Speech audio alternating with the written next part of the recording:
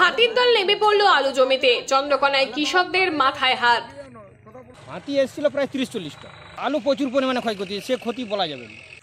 একবারে পায়খানা টাইখানা করে একাকার করেছে সমস্ত হাতি, সব জমিয়ে মাটি। কৃষকদের মাথায় হাত। একদল হাতি কৃষকদের আলু জমিতে নেমে লন্ডভন্ড করেছে সমস্ত ফসল। চন্দ্রকোনা 2 ব্লকের সীতানগর, রঘুনাথগড়, ধামকুড়িয়া সহ পার্শ্ববর্তী বেশ কয়েকটি এলাকায় এই ঘটনায় চরম ক্ষতির মুখে কৃষকরা। কৃষকদের দাবি, এমনিতেই আবহাওয়ার খামখেয়ালিপনায় ক্ষতির সম্মুখীন আলু চাষিরা। তার উপরে গতকাল রাতে প্রায় হাতির একটি দল গড়বেতার পানিকোটর বীথ থেকে কামারখালী জঙ্গল হয়ে রাতে প্রবেশ করে চন্দ্রকোনার সীতানগর, রঘুনাথগড়, ধামকুড়িয়া সহ বিভিন্ন এলাকায়। সেই হাতির পাল রাতের অন্ধকারে ক্ষতি করেছে এই সমস্ত এলাকার বেশ কয়েক বিঘা আলু জমির। ক্ষতিগ্রস্ত কৃষকেরা সরকারি ক্ষতিপূরণের দাবি তুলেছেন। বন দপ্তর সূত্রে জানা যায়, বর্তমানে হাতির দলটি চন্দ্রকোনার ধামকুড়িয়া বিটে ধামকুড়িয়া জঙ্গলে রয়েছে। এই জঙ্গল লাগোয়া রয়েছে বহু আলু জমি।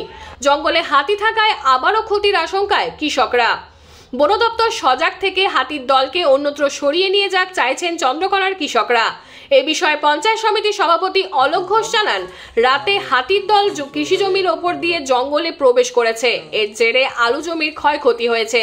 আমরা বন দপ্তর ও ব্লক প্রশাসনের সাথে কথা বলে ক্ষতিগ্রস্ত কৃষকদের ক্ষতিপূরণের বিষয়টি দেখব।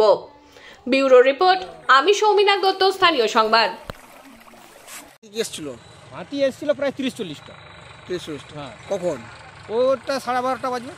কি ক্ষয়ক্ষতি হয়েছে? ক্ষয়ক্ষতি হয়েছে, আলুর ক্ষয়ক্ষতি হয়েছে আমাদের। এখন মাঠে বলতে তো আলু ছাড়া আর কি আছে। কত ক্ষয়ক্ষতি হয়েছে আলু? আলু প্রচুর পরিমাণে ক্ষয়ক্ষতি, সে ক্ষতি বলা যাবে না। এই প্লট তো এইভাবে এসছে, আর পুরো প্লটেই তো আলু। জমিয়ে নেমে আর পুকুরে জল খেয়ে তারপরে গেছে। একবারে পায়খানা টাইখানা করে একাকার করেছে সমস্ত হাতি, সব জমিয়ে মাটি ছেড়ে ছাপটি এসছে, এখানে এসে সব জড়ো হয়ে পুরা জমিটাকে মেরে দিয়েছে। আবার হাতির দল আমাদের আমসল হয়ে নীলগঞ্জ, সীতানগর হয়ে ধামকুড়ার কিছু এরিয়ার উপর দিকে গিয়ে ধামকুড়ার জঙ্গলে অবস্থান করছে। এখন হাতি আসলে কিছু স্বাভাবিক নিয়মে খাবার খোঁজে আসে। তারা আলু, এই সময়তে আলু রেডি হয়েছে, আলু অনেক চাষিরই ক্ষয়ক্ষতি হয়েছে। তো সব থেকে আরও একটি বিষয়, যে হাতির পেছনে যে উৎসাহী লোক, সেটাও একটা ক্ষতির কারণ।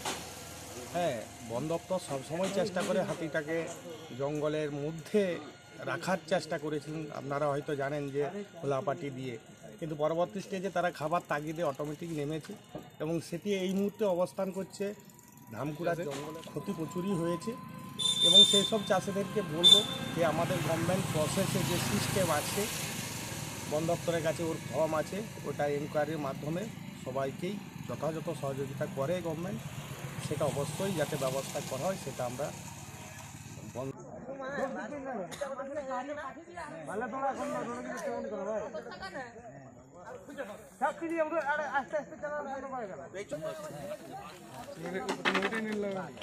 এইটাই